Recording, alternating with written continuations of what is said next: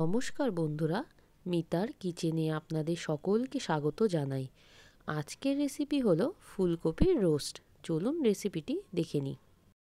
তার জন্যে আমি এখানে একটি বড় সাইজের ফুলকপি নিয়ে নিয়েছি। এবারে এই ফুলকপির ফুলগুলোকে ঠিক এইভাবেই কেটে রাখতে হবে। খুব বেশি পাতলা করে কাটবেন না, একটু এরকম বড় বড় করেই কাটবেন। সবার প্রথমে পেঁয়াজগুলোকে ভেজে নেওয়ার জন্য আমি কড়াইয়ের মধ্যে দিয়ে দিলাম পরিমাণ মতো রিফাইন তেল। তেলটি গরম হয়ে গেছে। এবার আমি এখানে কেটে রাখা পেঁয়াজগুলো দিয়ে দিলাম। এখানে আমি 4টে মিডিয়াম সাইজের পেঁয়াজকে 4 টুকরো করে কেটে রেখেছি। এবারে বেশ কিছুক্ষণ এভাবে নাড়াচাড়া করে আমি পেঁয়াজগুলোকে ভেজে নেব। প্রায় 2 মিনিট মতো নাড়াচাড়া করে আমার পেঁয়াজগুলো একদমই ভাজা হয়ে গেছে। এবার আমি দিয়ে দেবো এর মধ্যে অল্প পরিমাণে কাজু, কিশমিশ আর চারমগজ যা ভিজিয়ে রেখেছিলাম। তবে এখানে আমি 2 চামচ চারমগজ নিয়েছি। এবার আমি দিয়ে দেবো এর মধ্যে 6টা মতো কাঁচা লঙ্কা। দেওয়ার পর আবার ওইভাবে নাড়াচাড়া করে বেশ কিছুক্ষণ ভেজে নেব। এবার আমি দিয়ে দেবো এর মধ্যে 1 বাটি মতো জল। জলটি দেওয়ার পর একটু নেড়ে চেড়ে মিশিয়ে নিয়েই আমি গ্যাসের আঁচ মিডিয়াম টু হাই ফ্লেমে রেখে দিয়ে 5 মিনিটের জন্য ঢাকনা চাপা দিয়ে রান্না করে নেব, যাতে পেঁয়াজগুলো ভালোভাবে সেদ্ধ হয়ে আসে। 5 মিনিট পর আমি ঢাকনাটা সরিয়ে নিলাম। এবারে গ্যাসের আঁচ হাই ফ্লেমে রেখে দিয়ে বেশ কিছুক্ষণ নাড়াচাড়া করে নিতে হবে, যাতে জলটা একটু টেনে আসে। দেখুন জলটা অনেকটাই টেনে এসেছে। এবারে আমি এটিকে নামিয়ে ঠান্ডা করে নেব। ফুলকপিগুলোকে ভেজে নেওয়ার জন্য কড়াইয়ের মধ্যে আমি পরিমাণ মতো রিফাইন তেল নিয়ে নিয়েছি আর দিয়ে দিয়েছি 1 চামচ মতো বাটার। দেওয়ার পর এবারে আমি ফুলকপিগুলোকে এক এক করে কড়াইয়ের মধ্যে দিয়ে দিলাম। এবারে নাড়াচাড়া করে আমি ফুলকপিগুলোকে ভেজে নেব। দেখুন এখানে আমার ফুলকপিগুলো একদমই ভাজা হয়ে গেছে। খুব বেশি কড়া করে ভাজবেন না, একটু হালকা এরকম লাল লাল হয়ে গেলেই তুলে নেবেন। এবার আমি ফুলকপিগুলোকে এক এক করে কড়াই থেকে তুলে নেব। প্রথমেই যে পেঁয়াজ, কাঁচা লঙ্কা, কাজু কিশমিশের ভেজে রেখেছিলাম সেটাই এবারে আমি ভালো করে পেস্ট করে নেব। এবারে যে তেলের মধ্যে ফুলকপিগুলোকে ভেজেছিলাম তার মধ্যে আরও অল্প পরিমাণে তেল দিয়ে দিলাম।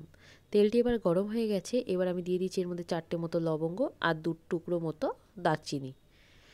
দেওয়ার পর বেশ কিছুক্ষণ এইভাবে নাড়াচাড়া করে নিয়েই আমি দিয়ে দেবো এর মধ্যে 2 চামচ মতো আদা রসুন বাটা।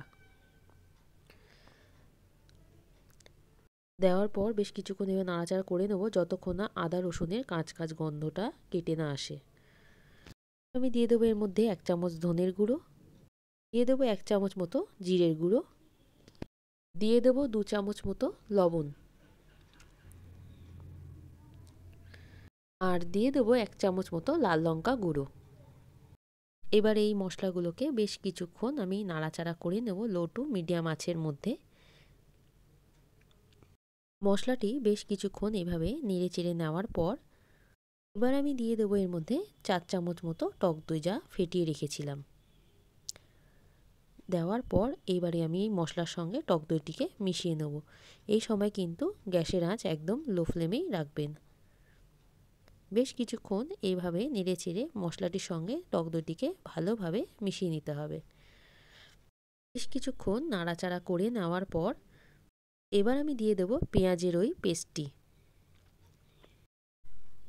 এবারে আমি ভালো করে নাড়াচাড়া করে মশলাটিকে একদম কষিয়ে নেব।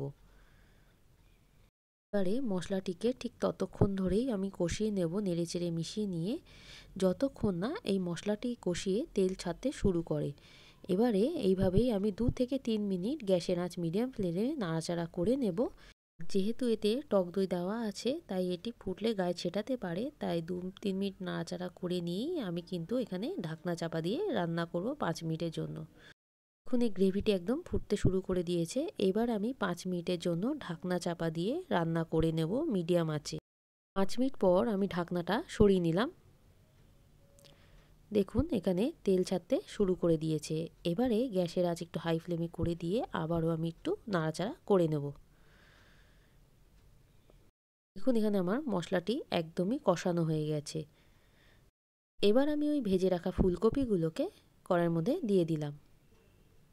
এবারে বেশ কিছুক্ষণ নাড়াচাড়া করে আমি এই ফুলকপিগুলোকে গ্রেভিটির সঙ্গে মিশিয়ে নেব। আমি দিয়ে দেবো এর মধ্যে 1 চামচ মতো চিনি। আপনারা আপনাদের স্বাদ আন্দাজেই চিনি ব্যবহার করবেন।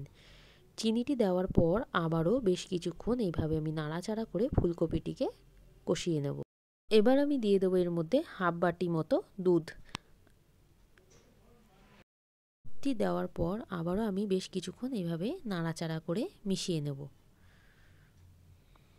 এবারে আমি গ্যাসের আঁচ মিডিয়াম টু লো ফ্লেমে রেখে দিয়ে 10 মিনিটের জন্য ঢাকনা চাপা দিয়ে রান্না করে নেব। 10 মিনিট পর আমি ঢাকনাটা সরিয়ে নিলাম। এবারে গ্যাসের আঁচ হাই রেখে বেশ কিছুক্ষণ এইভাবে নাড়াচাড়া করে নেব।